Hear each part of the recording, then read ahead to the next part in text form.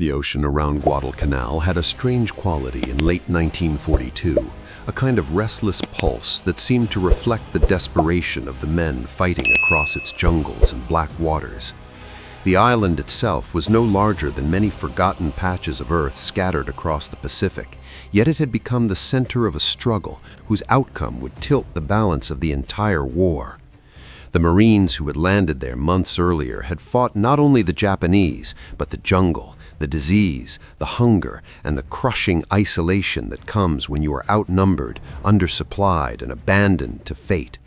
They held Henderson Field with a mixture of stubbornness and exhaustion, watching the horizon for ships that never came, rationing food that had begun to taste like metal, and whispering amongst themselves that perhaps, despite all the promises, the Navy could not return. The Pacific was wide, cruel, and unforgiving. Every ship lost was a wound, every delay was a failure, and for the men on Guadalcanal, the realization that the Japanese were preparing one final massive attempt to erase them from the island weighed heavily, pressing on their minds like the humidity that wrapped itself around their skin. They had come to fight, but they had not come to die in silence, forgotten on a jungle strip of land half a world away from home. When word reached Washington and Pearl Harbor about how desperate the situation truly was, the shock shook planners down to their core. Guadalcanal had been envisioned as a stepping stone, a quick strike to check Japanese expansion and seize initiative. Instead, it became a sinkhole for American ships, aircraft, and lives. The Navy had been hammered by night battles that left wreckage scattered across the waters now called Ironbottom Sound, a graveyard of cruisers and destroyers resting beneath the waves. Every convoy sent had been threatened by submarines, bombers, and the relentless Japanese night surface fleet, masters of torpedo warfare. American commanders debated whether the island was worth the cost, whether throwing more men and ships into that cauldron made sense. But for the Marines still clutching their rifles in their foxholes, this debate was not abstract. Their lives depended on an answer the Navy had not yet been able to give. They saw the Japanese reinforcements arriving under cover of darkness, heard the rumble of artillery that crept closer each week, and felt the reality that they were being slowly starved into defeat. If the Navy did not return with overwhelming force, the island would fall, and with it, perhaps the whole Pacific. The decision, when it finally came, did not come from calculations alone. It came from something deeper, something woven into the American identity, the refusal to abandon their own. The officers planning the operation understood that this was not merely a matter of logistics, it was moral, it was symbolic. The Marines on Guadalcanal had held the first offensive holding the United States had gained since Pearl Harbor, and losing them would mean handing the Japanese both a strategic victory and a devastating psychological blow. So the Navy made a commitment that bordered on reckless. They would assemble every available transport, escort, and warship capable of reaching the island. They would run the gauntlet again, no matter how battered the fleet was, no matter how many ships had been lost, no matter how many Japanese submarines prowled the deep. They would deliver food, ammunition, reinforcements, and the promise that America did not abandon its own. It would be an operation carried out almost in defiance of reality, fueled not by overwhelming strength, but by overwhelming determination. The convoy that took shape in the harbors of Noumea and Espiritu Santo was a patchwork of battered vessels, some still smelling of burnt oil from previous battles, others crewed by men who hadn't slept properly in weeks. Many ship captains knew the odds were against them. They knew the Japanese ruled the night. They knew their own air cover was stretched thin.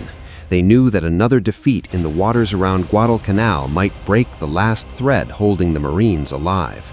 Yet the atmosphere aboard the ships was not of resignation, but of grim purpose. They were going because there was no alternative. They were going because the Marines were counting on them. They were going because the Pacific War would not be won by caution. Every sailor understood what this convoy meant. If they failed, if they turned back, the United States would lose the spark of momentum it had struggled so hard to ignite. The Japanese, disciplined and relentless, sensed weakness, and weakness invited catastrophe. The convoy had to reach the island. Nothing else mattered. As the ships departed, the sea carried them forward like a vast, indifferent witness to the drama unfolding on their decks. Sailors whispered amongst themselves about the battleships, cruisers, and destroyers lost in the months before. They spoke of the nights lit by burning ships, of torpedoes slicing through the dark like phantom killers, of comrades who had gone into the water and never surfaced. But they also spoke of the Marines, their brothers in uniform, who had no sea to escape into, no ships to pull them away from danger. Those Marines were trapped in a world of mud, mosquitoes, hunger, and constant attack. They were holding a line so thin it could snap at any moment. And because of that, the sailors braced themselves. They gripped the railings at night, watched the horizon, and steeled their minds for the possibility that they too would become part of Ironbottom Sound. But they sailed on.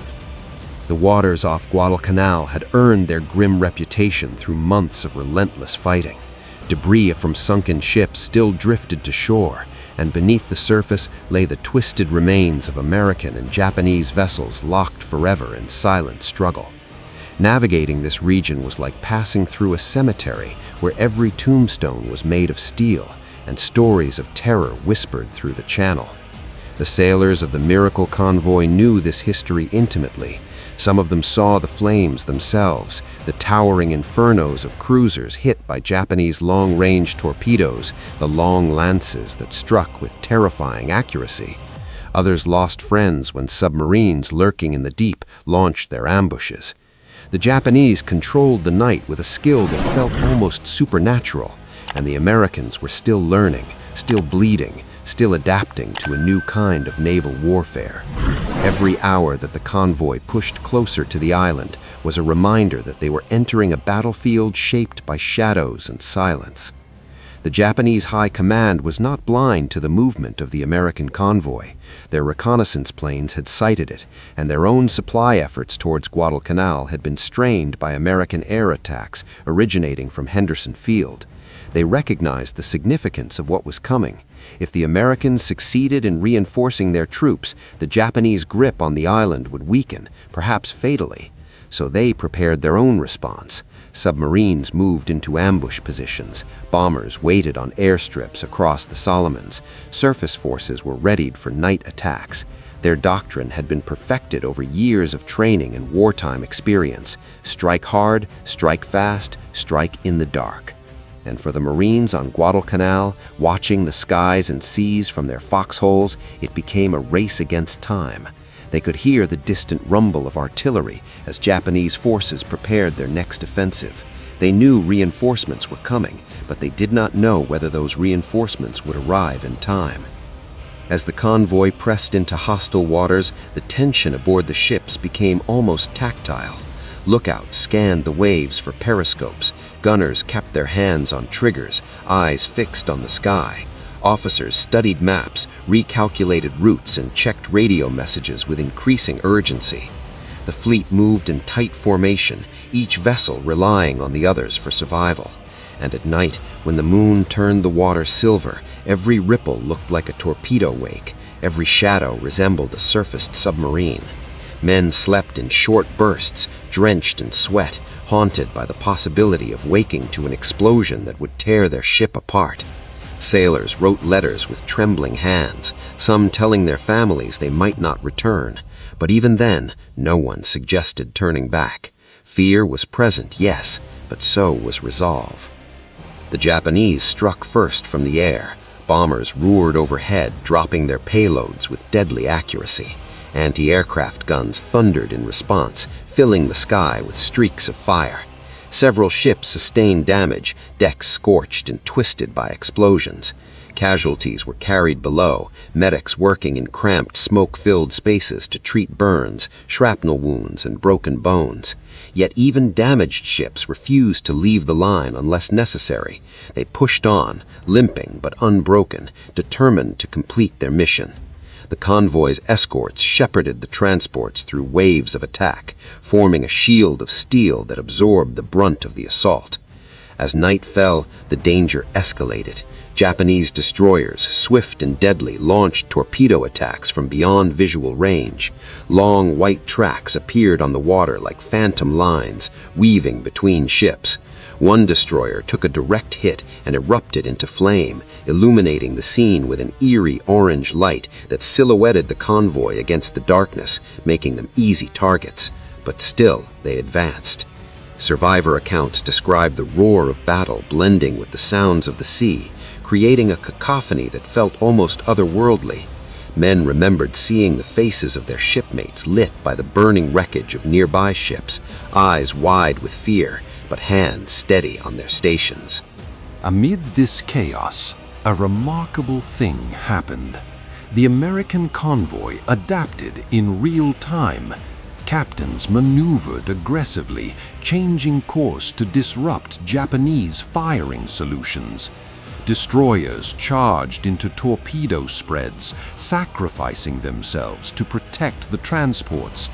Communication between ships became fluid, instinctive, almost intuitive. It was as if the convoy transformed from a collection of individual vessels into a single living organism fighting for survival. Every man aboard understood that if even one vital transport reached Guadalcanal, the mission would be worth the cost. This mindset, this refusal to break, was what stunned Japanese commanders. They expected fear. They expected hesitation. What they encountered instead was a force willing to burn to complete its mission. By dawn, the convoy emerged battered but alive. Smoke hung low over the water. Waves carried oil slicks and debris. Survivors from damaged ships were pulled aboard intact vessels. But the horizon ahead revealed Guadalcanal, a strip of land that symbolized hope and desperation in equal measure. The Marines there were waiting, half-starved, exhausted, but defiant. They had heard the distant thunder of battle and prayed that the Navy would prevail. Now, as the first silhouettes of American transports appeared, a shout went through their lines. They had not been abandoned. Reinforcements were coming. The arrival of the convoy triggered a mixture of relief and disbelief among the Marines holding the perimeter around Henderson Field. For months, their rations had dwindled to the point where men argued over scraps and dreamed of food more vividly than of home. Ammunition was so scarce that officers counted bullets individually, calculating whether they could repel even a modest Japanese attack. Medical supplies were nearly gone. Uniforms hung loose on malnourished bodies. The jungle had become a constant torment, its insects and diseases waging a parallel war that claimed men without a single shot fired. And yet the Marines endured because they believed, clung to the belief that the Navy would return. When that belief weakened, they clung to pride, and when pride faded, they clung to each other. When the first landing crafts hit the beach, Marines rushed toward them with smiles bordering on disbelief. Crates of ammunition were lifted with reverence. Food was handed out like treasure. Medical kits were opened with trembling hands. Reinforcements disembarked, some looking at the gaunt faces of their comrades with shock. The Marines tried to hide their humiliation at how starvation had changed them. But the newcomers saw their eyes, saw their strength, saw their survival. And in that moment, respect flowed both ways. Those who had endured months of nightmare welcomed those who had crossed a sea of death to reach them. Brotherhood is often forged in fire, but here it was forged in hunger, sacrifice, and shared resolve. The Japanese, realizing what the arrival of the convoy meant, escalated their ground attacks. They launched assaults with terrifying ferocity, hoping to overrun the airfield before the Americans could consolidate their reinforcements.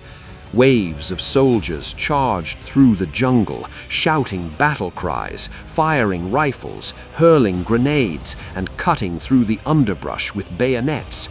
The Marines fought back with renewed strength, bolstered by fresh ammunition and supplies. Machine guns that had been silent for days roared to life again. Mortars thundered again. Artillery units, previously unable to fire due to lack of shells, now answered every Japanese barrage. The ground shook with the intensity of the fighting. Above them, American aircraft, Wildcats and Dauntlesses took to the sky from Henderson Field, newly fueled and armed thanks to the convoy. They raced toward Japanese positions, strafing, bombing, and intercepting enemy bombers attempting to strike the beachhead. Every sortie felt like an act of vengeance, a repayment for the months the Marines had suffered alone. Pilots flew until their arms ached, until their eyes stung from sweat, until their planes barely held together, but they refused to stop. The combination of ground reinforcements and renewed air power shifted the balance of the battle. Behind the front lines, unloading continued with frantic urgency. Sailors and Marines worked side by side, hauling crates, repairing equipment, building defensive barriers, and organizing supply depots. The beaches, once symbols of vulnerability, became symbols of rebirth. Even the wounded participated as best they could, bandaged, limping, pale, determined to do their part in saving the island that had held them captive for so long. The Japanese attempted to counterattack from the sea, sending destroyers and barges filled with reinforcements, but American aircraft and artillery tore through them. The Miracle Convoy had not only delivered supplies, it had delivered the means for the Marines to defend themselves. In one decisive blow, the Japanese found their grip on Guadalcanal slipping through their fingers. The airfield they had sought to reclaim was now reinforced, fed and fueled. The Americans were no longer desperate defenders. They were fighters with momentum.